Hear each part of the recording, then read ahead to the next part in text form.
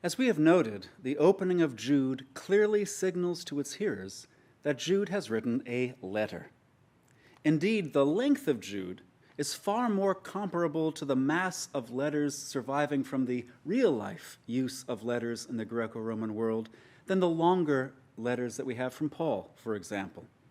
But what kind of letter would his hearers have understood Jude to have written? A number of handbooks of letter types have survived from antiquity. These are essentially catalogs of the kinds of letters one might be called upon to write, accompanied by very short examples of each type. It is likely that these handbooks were produced in the first instance for those training to be professional scribes and clerks in the Roman administration. Two of the most complete handbooks catalog between 20 and 40 letter types, including the advisory letter, the letter of recommendation, the friendly letter, and the letter of reprimand. Both handbooks also acknowledge the mixed type, when a particular situation called for more than one kind of intervention to achieve its goal. Jude writes a letter of the mixed type. Its primary type is advisory, in which an author recommends one course of action over others and or seeks to dissuade the recipients from a course of action. Here, Jude urges his audience or audiences to contend for the faith once delivered to the saints by building themselves up in that faith, keeping their eyes fixed on the mercy for which they hope on the day of judgment, and helping one another stay on course while also dissuading them from yielding to the enticements and examples of the posers that have weaseled their way into their midst.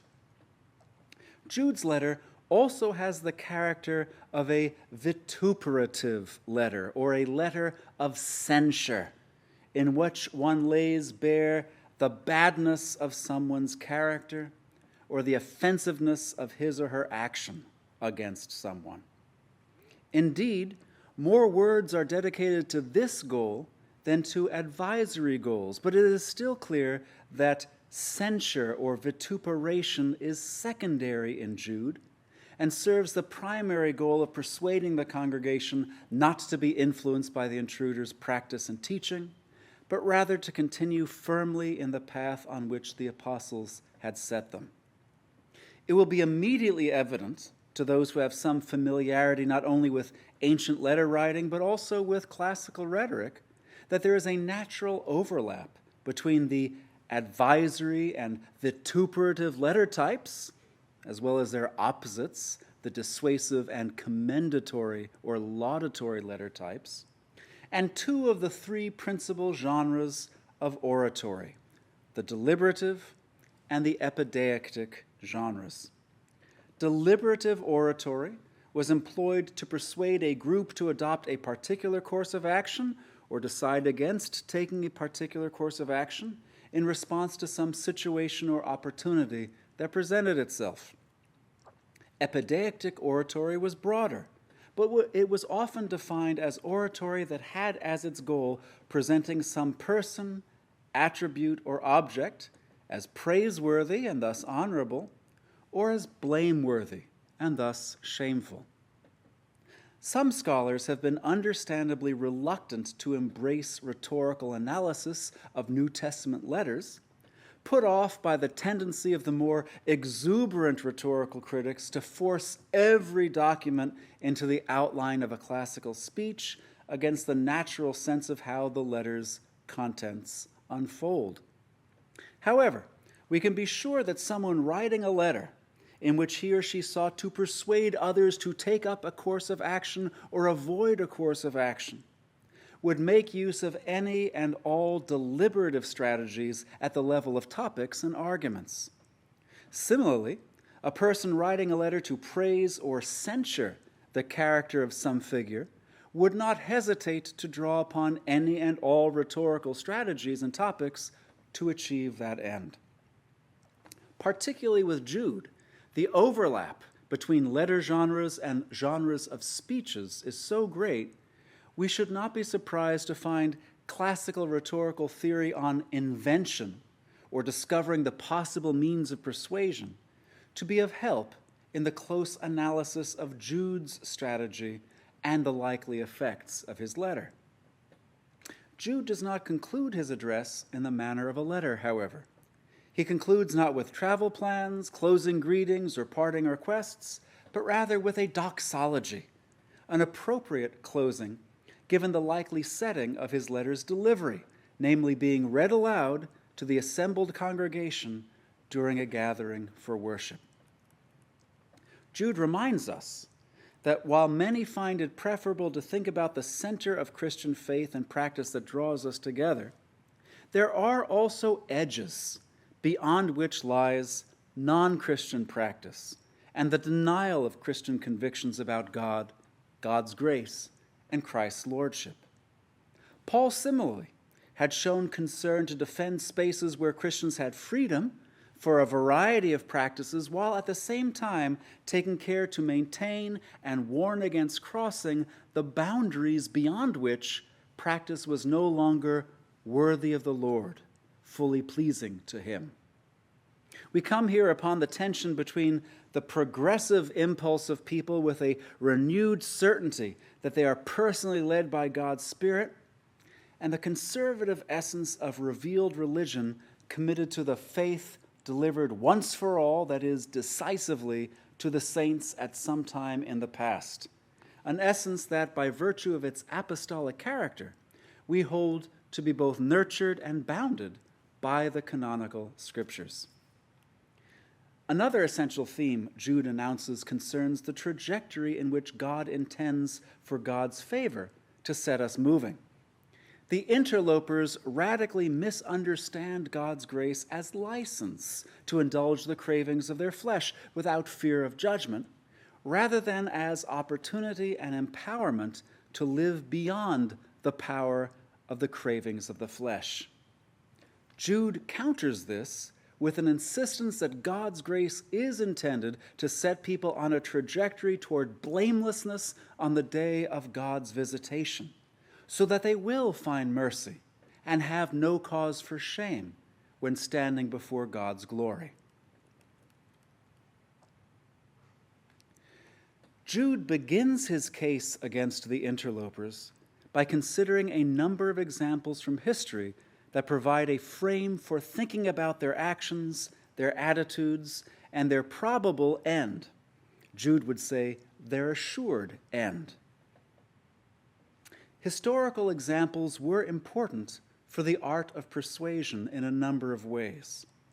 When advising people to follow or to avoid a certain course of action in the future, one would probably provide some examples from history to show the consequences of similar courses of action taken in the past, whether the end was good or bad, honorable or disgraceful. When praising or censuring some figure, speakers would frequently compare him or her to people from the past. Points of similarity with praiseworthy figures would provide grounds for considering the person who was the subject of one's speech praiseworthy as well. Points of similarity with known people of ill repute would provide grounds for considering the subject of one's speech disgraceful as well. Jude provides a series of examples in verses 5 to 7 that display the sorts of actions and attitudes that provoke God's condemnation, as well as recall the dramatic nature of that condemnation. He brings these to bear then on the interlopers whom he asserts exhibit several of the same traits and practices of those historically experiencing God's condemnation. He then introduces a third example in verse 9, which reflects poorly, by contrast, on the behavior of the interlopers. The structure highlights Jude's interest here not merely in recalling sacred history, but casting an interpretive light on the interlopers and helping his hearers make the necessary connections between the lessons of history and the present moment. In verses 5 to 7, he provides the examples of the Exodus generation, the rebel angels, and the inhabitants of Sodom and its neighboring cities. Then, in verse 8, he makes a statement relating this material to these people, the interlopers. Then in verse 9, he presents another example, that of the angel Michael disputing with Satan. And then in verse 10, he again relates this example to these people, meaning the interlopers. Jude is careful, both in verse 5 and again later in verses 17 to 18, to emphasize that the material he is presenting is nothing new. Rather, it is part and parcel of the heritage and the instruction that his audience had already embraced as a reliable view of God's actions in the world and the path to standing blameless before God on the day of God's visitation in judgment. In a sense, they already know what Jude is bringing to bear on their situation. Jude is merely making the necessary connections for them to apply that knowledge advantageously. Jude first takes his hearers to the fateful events of Numbers 13 to 14 in verse 5. The generation of Hebrews that had been dramatically delivered from slavery in Egypt amidst plagues and wonders, and for whom God had miraculously provided water and food for 2 years in the desert, now stands at the threshold of the land this same God had promised to hand over to them. There at the threshold, the people decide upon a plan. They will send spies into the land, one from each of the 12 tribes. These spies are sent, and they return with their report. 10 of them report that the inhabitants of the land are huge and mighty, and the cities so well fortified that there's absolutely no chance that the Hebrews are going to be able to move in and take over. 2 of the spies, Joshua and Caleb by name, give a very different report.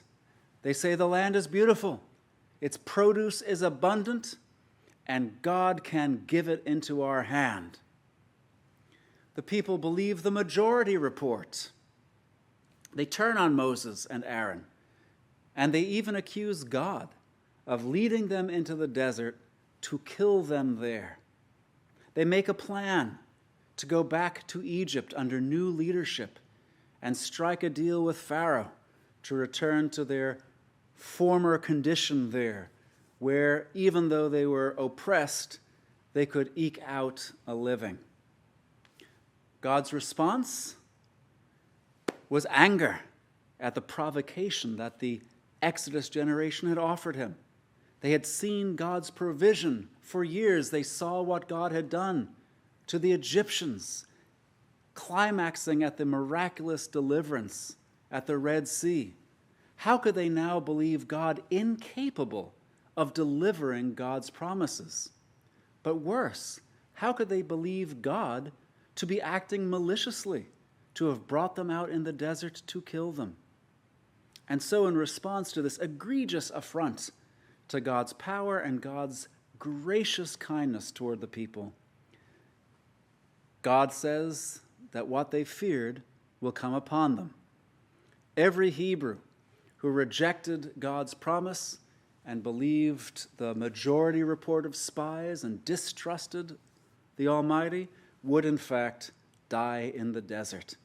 And thus the Exodus generation was condemned to another 38 years of wandering until the last adult who stood on the very verge of Canaan on that fateful day had died.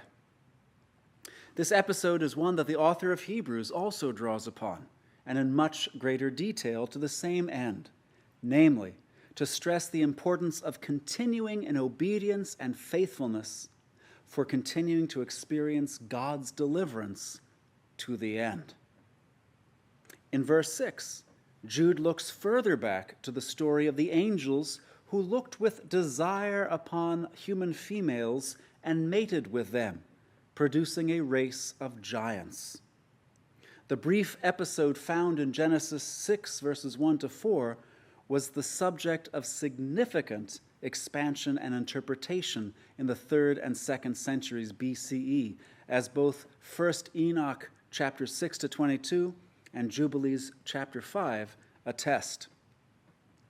According to the fuller version of the story in 1st Enoch, these angels had indeed rebelled against God's created order and transgressed the important boundaries set for them as immortal beings stationed in the heavens to copulate with mortal human females.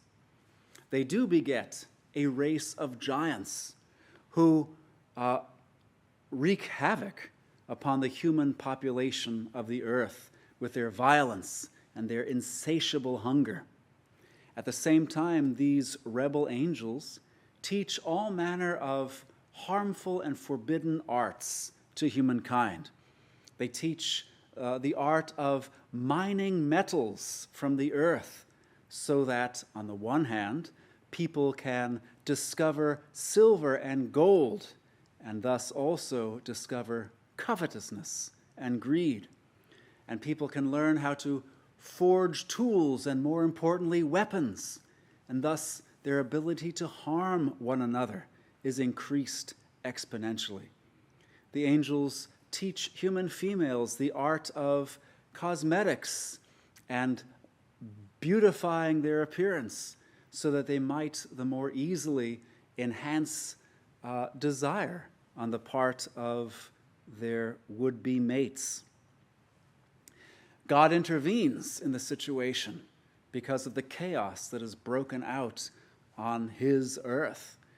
He kills the giants that were born to the angels and their female mates, and the dead spirits of the giants become the demons that continue to torment humankind.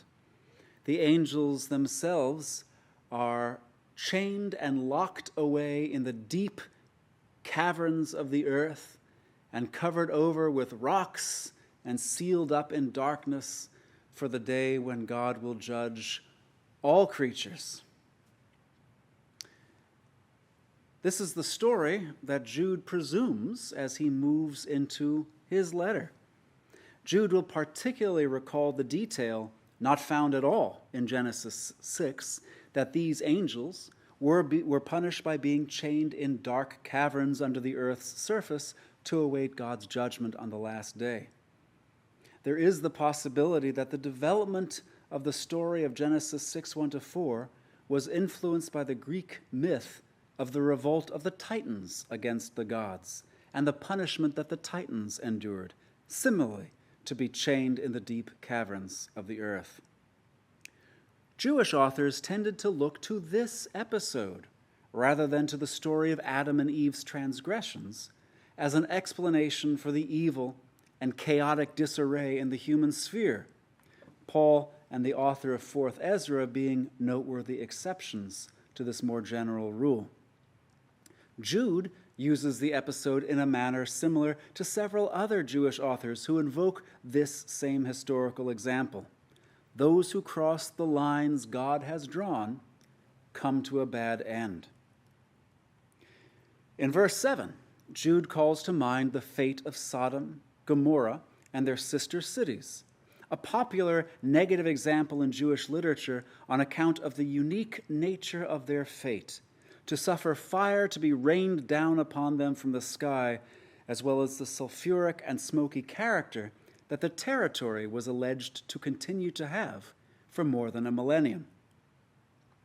Jude censures the inhabitants of Sodom for committing fornication and going after a different kind of flesh. This is the same sort of language that Paul uses to contrast the physical body with the resurrection body in 1 Corinthians 15, verses 39 and 40. This suggests that Jude regards the sin of Sodom not to have been homosexual practice, but the specific desire to rape the angelic messengers in a kind of counterpart to the sin of the angels in Genesis 6, 1-4, and 1 Enoch, chapters 6-22. In regard to which, Jude says, the men of Sodom were, quote, sinning in the same manner. Again, Jude's focus seems to be on the grim consequences of transgressing God-ordained boundaries for life and practice, something that he alleges the interlopers both do and encourage. We might observe that this particular trio of examples appears also in the Wisdom of Ben Sira, chapter 16, verses 7 to 10, and with the substitution of Pharaoh's arrogance for the Exodus generation's rebellion, in 3rd Maccabees chapter 2, verses 4 to 7, suggesting that these stories were commonly drawn upon for moral purposes. Jude then places the interlopers firmly in this line of tradition. In the same way, these people also, as they go about dreaming, pollute flesh and set aside authority and slander glories. The detail that these teachers go about dreaming stands out because this is not a feature of any of the examples Jude had just related. It stands a very good chance, therefore, of reflecting an observable and characteristic practice of the interlopers themselves. As we have already explored, the early church witnessed an explosion of charismatic expressions of spiritual inspiration, many of them genuine, some of them quite disingenuous. The interlopers appear to have legitimized their practice and teaching by claiming, and perhaps even staging, charismatic experiences as their source. Jude also uses a word here, enhypnias domenoi, that appears repeatedly in the Greek version of Deuteronomy 13, verses 1 to 5. It is likely not accidental that Jude uses a verb associated with false prophets in Deuteronomy's warning against the same. In Jude's characterization of the activity of the interlopers, Jude is warning against.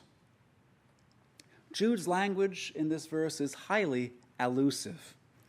Polluting flesh is clear enough, referring to the self-indulgence of the interlopers with clear sexual overtones.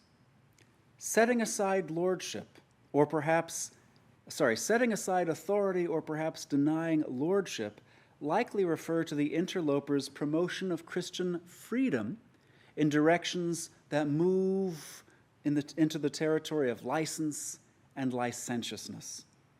Paul also had to take care lest his converts misunderstand Christian freedom as an opportunity to make room for licentiousness, self-indulgence.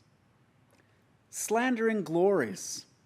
Glories likely to be heard here as a reference to an order of angels or angels in general, is the least clear.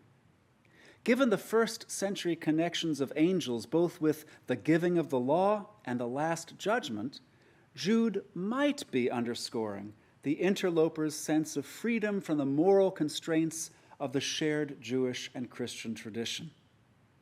However, just as veneration of angels could be a problem in the early church, as in Colossae, so acting as if one enjoyed authority over spiritual beings because of one's own spiritual knowledge or power was also widespread, this being the foundation for most magical practices as well as exorcisms in the ancient world, as well as a means by which charlatans preyed upon their public. Think of Simon the magician among the Samaritans in Acts chapter 8. We might imagine the interlopers to bolster their spiritual authority as moral guides for the congregation with bold words spoken about or even to spiritual beings, a phenomenon not unknown in the more excessive expressions of charismatic spirituality today. That the latter is a strong possibility is suggested by the counterexample Jude provides in verse 9. But Michael, the archangel, when he was conversing in disputation with the accuser concerning the body of Moses, did not presume to pronounce a reviling judgment, but said rather, "May the Lord rebuke you."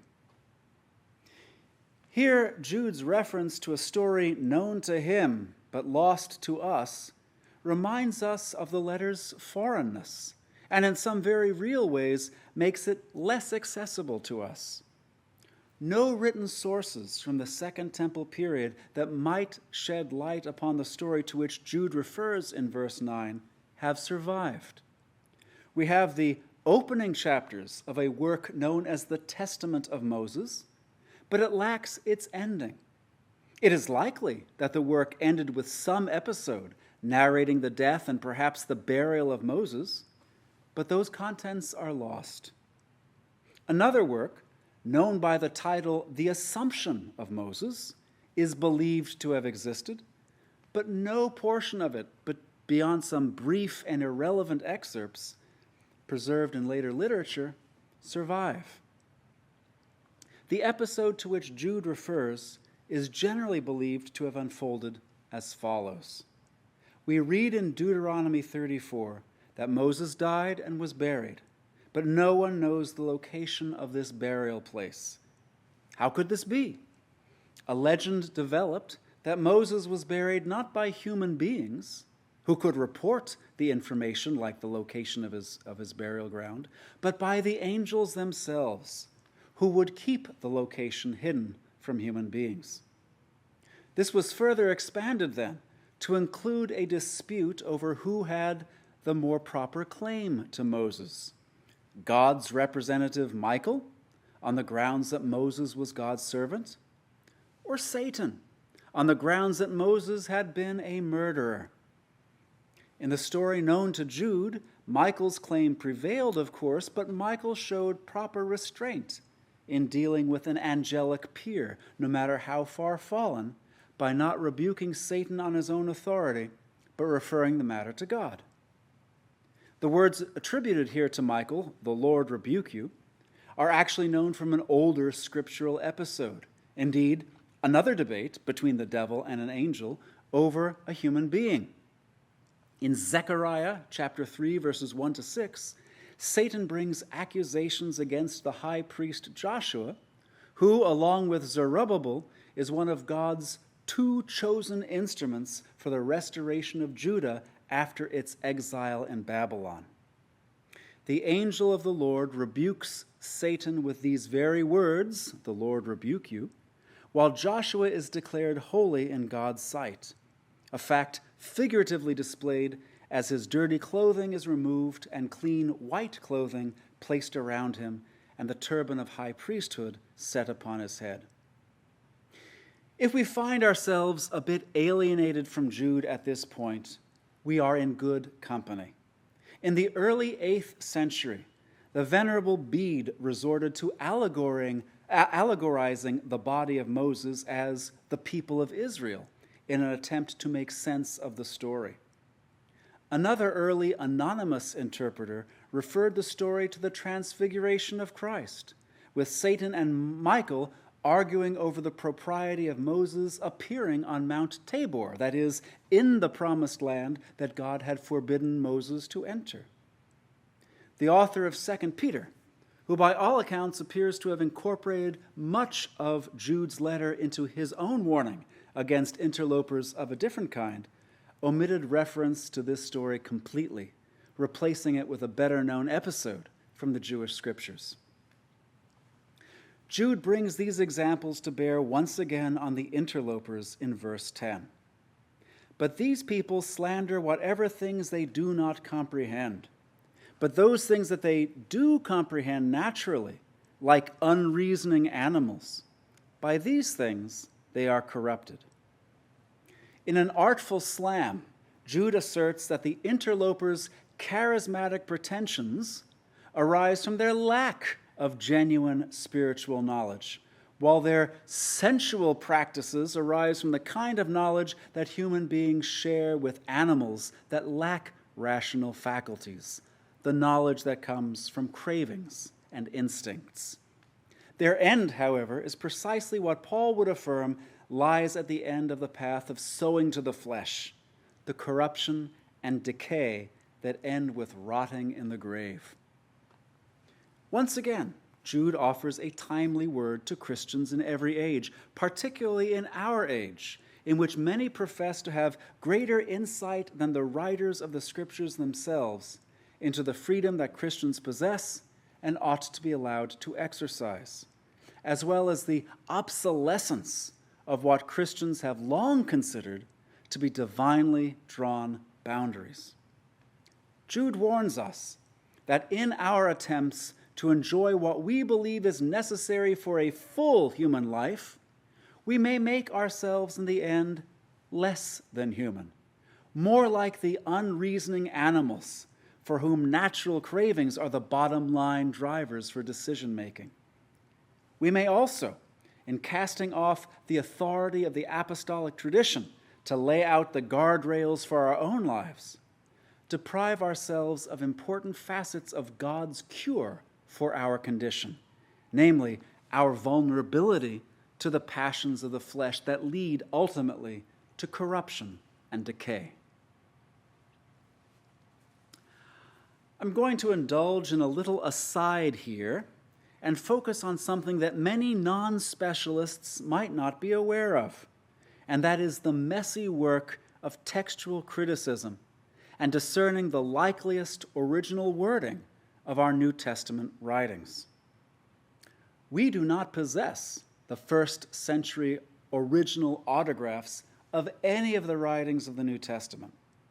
What we do possess are literally thousands of New Testament manuscripts that represent copies of copies of copies of the original writing. The wording between the many manuscripts that have come down to us differs at many points, rarely in ways that significantly affect meaning, but sometimes in ways that do. Why are there variations in the wording of any given verse of the New Testament, what we call textual variants, across these many manuscripts? These variants are the result of the activity of the copyists themselves, the scribes tasked with producing fresh copies of each New Testament text and eventually of the New Testament as a whole. Some of the variations in wording are the result of accidental changes. Some are the result of intentional changes.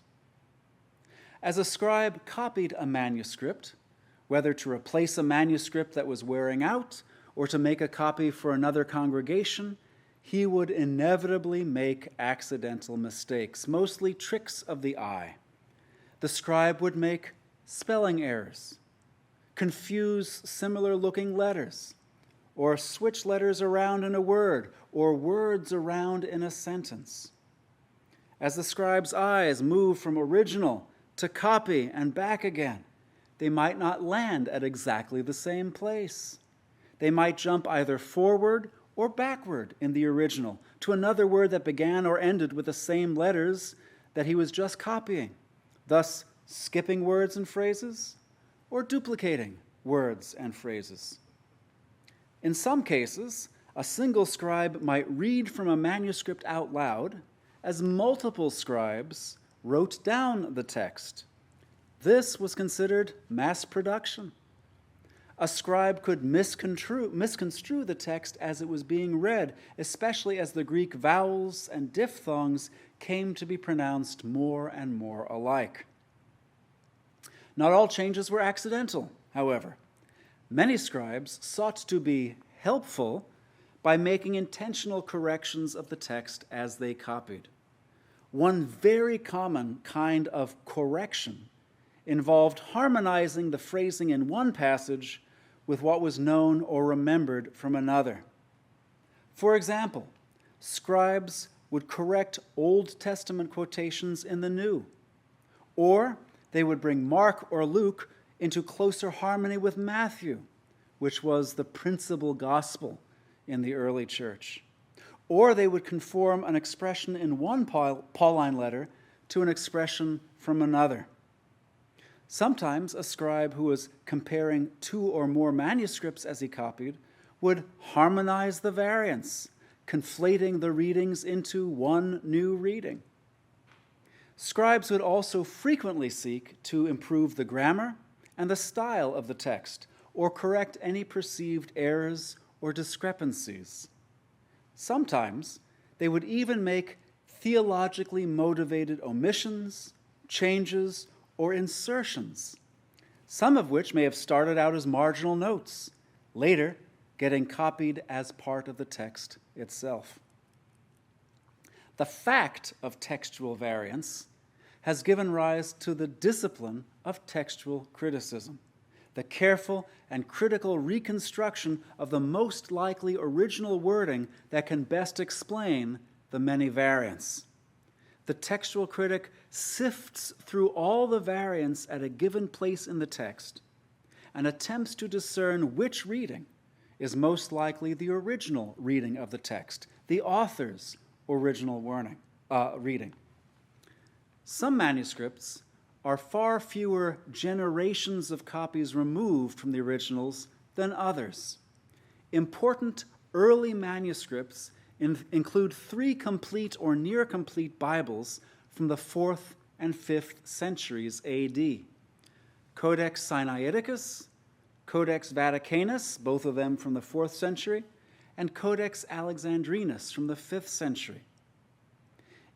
Along with these, we have several dozens of 3rd and 4th century papyrus copies of portions of the New Testament. For example, papyrus number 66 gives us a codex of Paul's letters from as early as 200 A.D.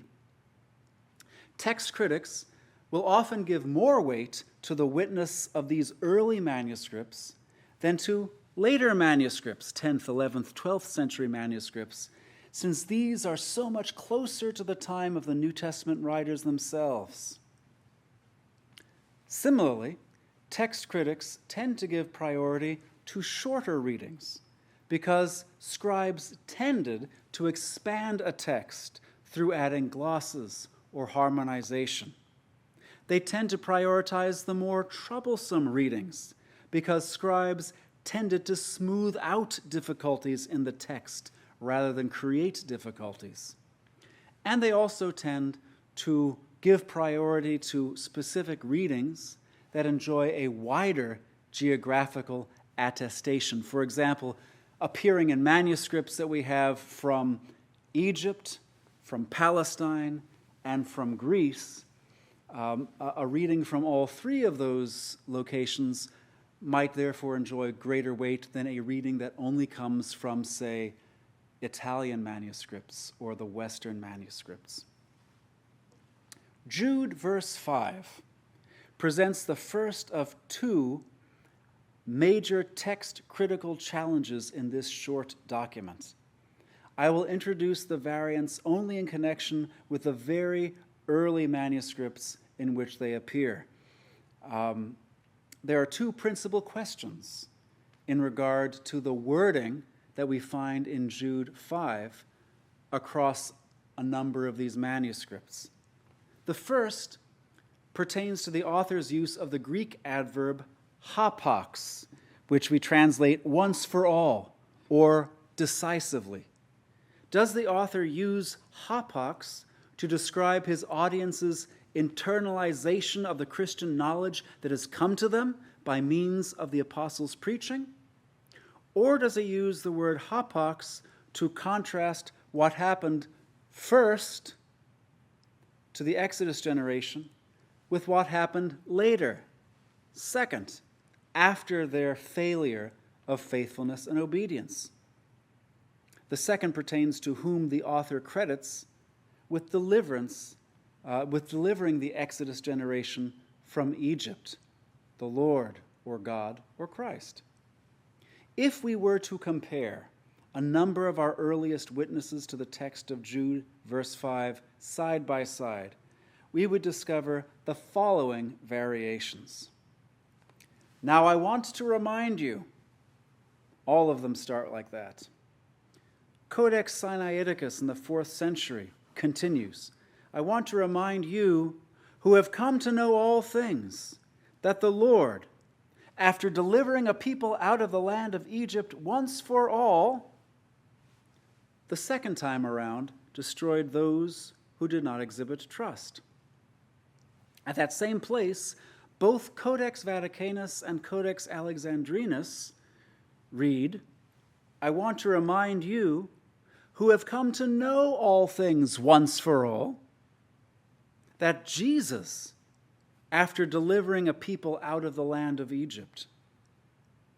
And then there's a papyrus from the late 3rd or early 4th century, Papyrus 72, which would read this way: "Now I want to remind you, who have come to know all things once for all, that God Christ, after delivering a people out of the land of Egypt, the second time around destroyed those who did not exhibit trust."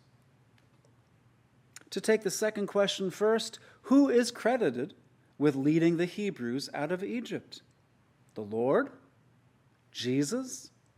God Christ? Jesus has strong support here in Alexandrinus and Vaticanus, as well as in several early translations, like the Old Latin, the Coptic, and the Ethiopic. These translations show us that this reading was out there and widespread in the late 2nd, early 3rd century. This also gives the variant the support of broad regional attestation, therefore.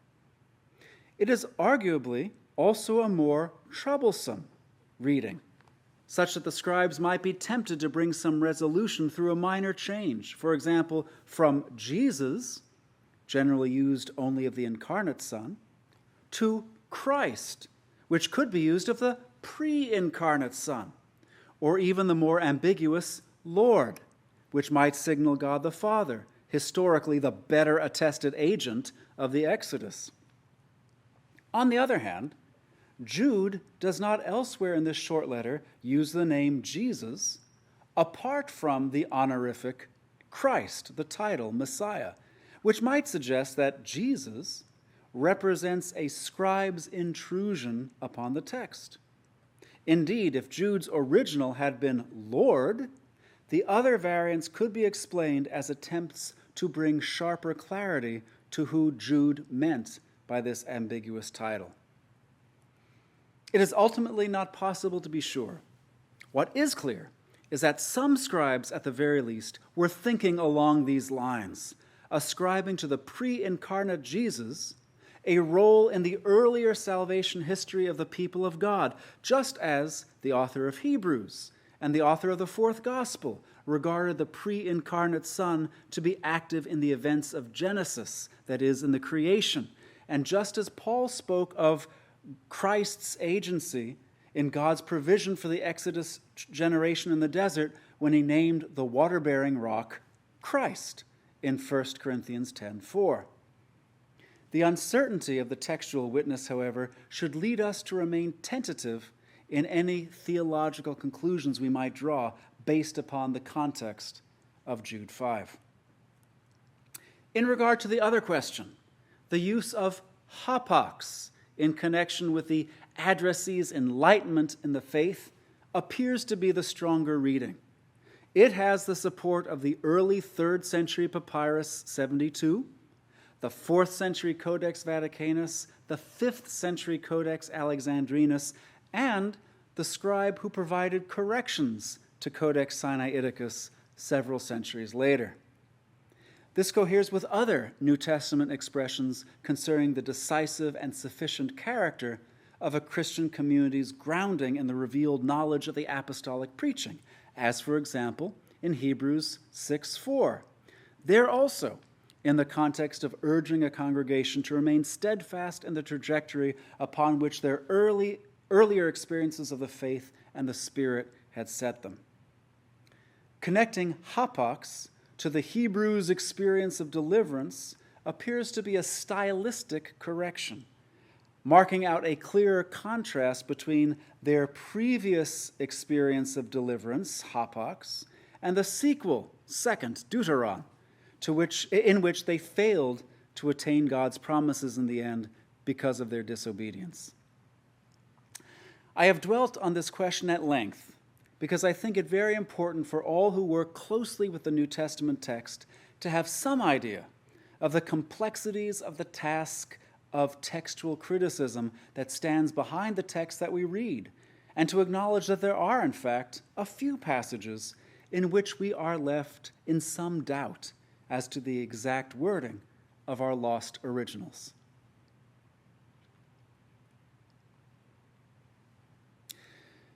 In Jude verses 11 to 15, Jude continues to appeal to the tradition that he and his audience share as he warns them against following the example of the interlopers and joining with them on their terms, since their practice continues to place them under God's judgment, as both scriptural examples and parascriptural texts demonstrate. One of the resources on which Jude continues to draw is 1 Enoch. Jude had referred to the story of the rebel angels and their fate known more from 1 Enoch's expansion of Genesis 6, 1-4 than from the scriptural story itself in Jude verse 6. In this next section, Jude will draw directly upon the text of 1 Enoch as an authoritative pronouncement of God's judgment of the ungodly. Modern readers of Jude, not unlike some of the readers of Jude in the patristic and post-Nicene periods, might not be familiar with 1 Enoch or might be suspicious of a pseudonymous work, and so it might be helpful to take a closer look at 1 Enoch. The book itself grew in stages over the course of at least 2 centuries, suggesting an ongoing and steady stream of influence and awareness, such that pious Jews continued to return to this book, write further material in its tradition, and join their material to it so as to ensure its preservation. The earliest kernels of 1 Enoch date from the late 3rd or early 2nd centuries BC. These would be the Apocalypse of Weeks in 1 Enoch 91 and 93, and the Book of the Watchers, 1 Enoch 6-36. It was to the story of the Book of the Watchers that Jude had already referred in verse 6. The angels who did not keep their position, but left their proper dwelling, he has kept in eternal chains in deepest darkness for the judgment of the great day. With this we might compare 1 Enoch 10:4 and 10:13. Bind Azazel by his hands and his feet, and throw him into the darkness. Bind them for 70 generations underneath the rocks of the ground until the day of their judgment. And again, more inclusively of all the rebel angel host, this place is the prison of the angels, and there they will be held forever. It is to the same story that Jude refers here in verse 13, when he labels the interlopers, quote, wandering stars, for whom the deepest darkness has been reserved forever. Again, we find in 1 Enoch 18, this is the prison house for the stars and the powers of heaven. And in 1 Enoch 26, these are among the stars of heaven which have transgressed the commandments of the Lord and are bound in this place until the completion of 10,000 ages. There are a number of other layers to 1 Enoch as it has been handed down to us. The book of heavenly luminaries, 1 Enoch 72-82, is a detailed explanation of the rising and setting of the sun and moon through their various gates on the horizon, and how this relates to the calendrical observance of the Jewish liturgical year. This section might itself be an abridgment of a much longer original astronomical book that predates every section of 1 Enoch. The solar calendar establishes a year of 12 months divided up over 364 days. The lunar calendar divides the same 12 months into 354 days and adds an extra month every 3rd year to make up the difference. Thus, the appointed annual festivals that we read about in the Torah and the Law of Moses that are set to start on a particular day in a particular month, Passover, Pentecost, Sukkot, the New Year, the Day of Atonement, would all fall on different days depending on which calendar one followed. The authorities in the Jerusalem temple of the 2nd and 1st centuries BC followed the lunar calendar. The sectarian community at Qumran, however, followed the solar calendar and bitterly criticized the temple authorities for following the lesser light, the moon, rather than the greater light, the sun, to calculate the proper times for the festivals and the like. The sectarians at Qumran claimed that this led the temple authorities to violate the covenant because they were not observing the festivals on the proper days. First Enoch has a number of further layers. The book of dream visions consists of First Enoch 83 to 90. It is a lengthy animal apocalypse, a kind of prophetic allegory of the course of history from Adam to the coming of the kingdom of God, likely written during the Maccabean period, the mid-2nd century BC. We also find the letter of Enoch, 1 Enoch 91 to 107, which incorporates the earlier Apocalypse of Weeks now. And this letter is largely composed of ethical instructions. Finally, there's the section known as the Parables of Enoch, currently chapters 37 to 71 in 1 Enoch. It is not clear whether it was composed during the 1st century BC or the 1st century AD. If during the 1st century BC, it becomes particularly interesting since it speaks of the Son of Man as an end-time figure who will have a role in God's judgment of the nations and deliverance of God's people. Son of Man, of course, being Jesus' favorite way to refer to himself, his present and his future roles in God's economy. All parts of 1st Enoch were attested among the Dead Sea Scrolls apart from the Parables of Enoch, attesting to the importance of this book for the sectarian communities represented by that collection. This also acutely raises the question of why the parables are not represented. Were they indeed composed too late to have taken root in a community that would be destroyed in 68 AD?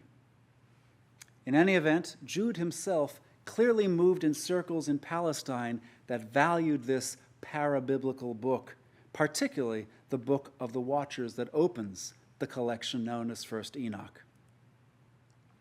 In verse 11, Jude recalls 3 more examples from the scriptural heritage as a framework for thinking about the character and the practice of the interlopers.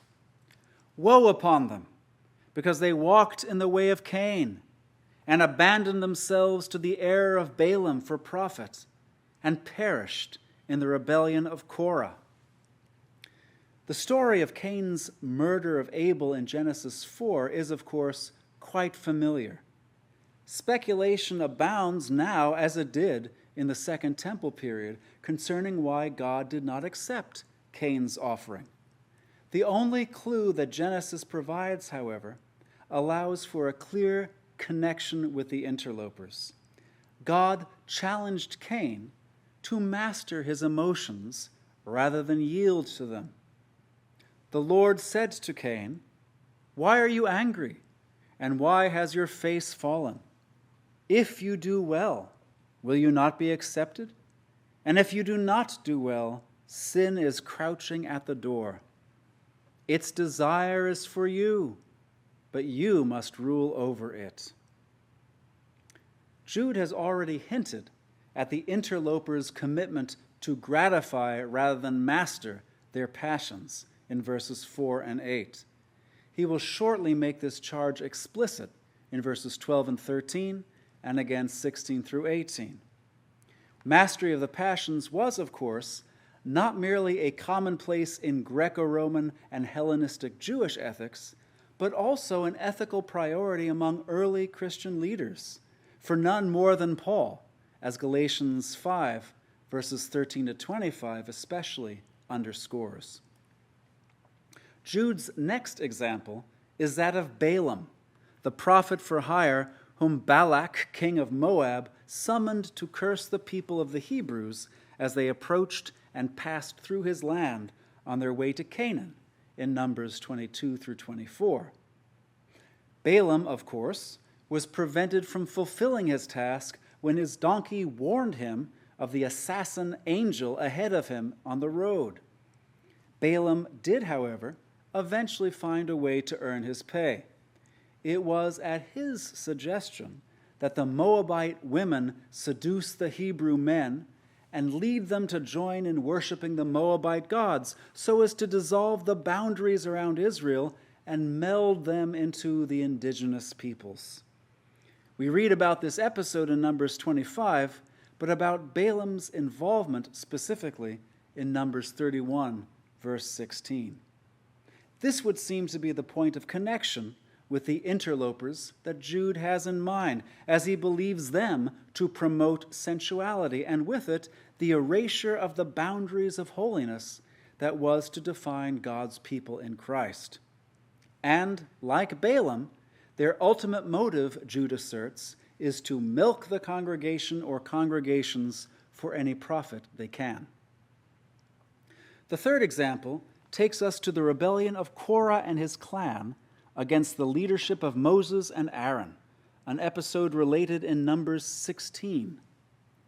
Korah objected to Moses and Aaron's leadership, claiming that all Israel was holy to the Lord, and not Moses and Aaron especially. Korah's goal, of course, was to claim some greater measure of authority for himself and his party, but their end was to be dramatically swallowed up in an earthquake while the rest of Israel scurried to put distance between themselves and Korah's party. The latter is precisely what Jude hopes that his audiences will do in regard to the interlopers, in terms of ideology and practice at least, since the interlopers also stand under God's imminent judgment. The point of clearest connection seems to be Korah's claim to enjoy proximity to God and on this basis to seek to set aside Moses' authority. In a similar fashion, the interlopers pretend to have access to God and God's permissive decrees by means of their charismatic and prophetic activity, with the similar goal of setting aside the binding authority of the apostolic teaching and tradition concerning the Christian life. These comparisons with figures from sacred history are followed by a barrage of comparisons with images from nature and industry, though most of these have strong scriptural or parascriptural resonances as well. As with the historical analogies, the images from nature are not at all flattering, but quite telling. These people are hidden reefs in your love feasts, carousing irreverently alongside you, shepherds tending themselves, waterless clouds being carried along by the wind, trees bearing no fruit even in the late fall, uprooted, twice dead, wild waves of the sea churning up their own shame, wandering stars for whom the gloom of darkness has been kept in reserve forever. There is some ambiguity concerning the first of these images. Does Jude call the interlopers blemishes or spots on the congregation's love feasts, or does he call them hidden reefs? The latter would seem to be the more usual sense of spilades, and the author of 2 Peter will choose a different word to make clear his own preference for blemishes or spots. The image of hidden reefs or hidden rocks is a particularly poignant one in a world where shipwreck is a fairly common occurrence. Consider Paul's own experience of at least 3 shipwrecks prior to the one that landed him on Malta. Such an image would highlight the danger that the interlopers pose to Jude's audience. Their presence threatens the shipwreck of the faith of members of the congregation that do not regard these interlopers with great circumspection and therefore avoid them. Jude suggests that the interlopers stand in the line of Ezekiel's shepherds of Israel, those who pose as leaders but neglect their duty toward their charges, looking only after their own interests and profit. The interlopers' interest in self-indulgence in the setting of the Christian love feast, a sacred meal celebrating the love of God and the family that God's love has drawn together, shows their essential irreverence, their lack of regard for the higher goods that the Christian fellowship meal celebrated and, at the same time, sought to make available for the congregation's experience together. The next image comes from the scriptural tradition, particularly resonating with the Hebrew text tradition rather than the Septuagint, wherein the punch of these images is truly lost in translation. Waterless clouds being carried along by the wind recalls the image of clouds and winds without rain in Proverbs 25:14, used there to speak of people who boast about benefactions that they have never bestowed or help that they have never actually offered, puffing up their own reputation falsely. So, like clouds without water on a windy day, the interlopers are also full of air and bluster, intent on inflating their own reputation, but offering nothing nourishing or helpful. The next image reinforces this, for trees ought to be heavy with their fruit in the autumn, but these interlopers have no fruit to offer, and indeed they themselves have no roots sunk into the spiritual nourishment that God provides and are thus dead themselves, let alone capable of being life-giving for others. It is possible that Jude has developed his picture of trees bearing no fruit even in the late fall, uprooted, twice dead, as an antithesis to the psalmist's image of the righteous person, who is like a tree planted by streams of water, which yields its fruit in season and whose leaf does not wither. Isaiah had compared the wicked to the tossing sea which cannot rest, whose waves cast up mire and mud. So, Jude asserts, these interlopers' self-indulgent practices dredge up the mud of their own degradation.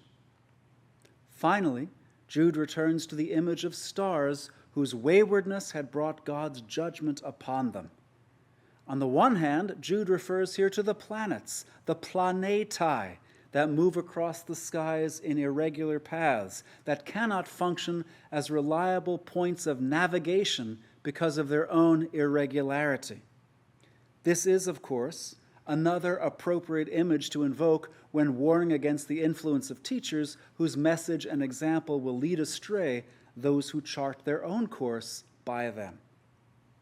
On the other hand, Jude is also returning to the story of 1st Enoch and the rebel angels, also referred to in the course of 1st Enoch 6 through 26 as fallen stars, whose failure to honor God's ordering and boundaries led to their punishment in the dark prisons of the caverns of the earth.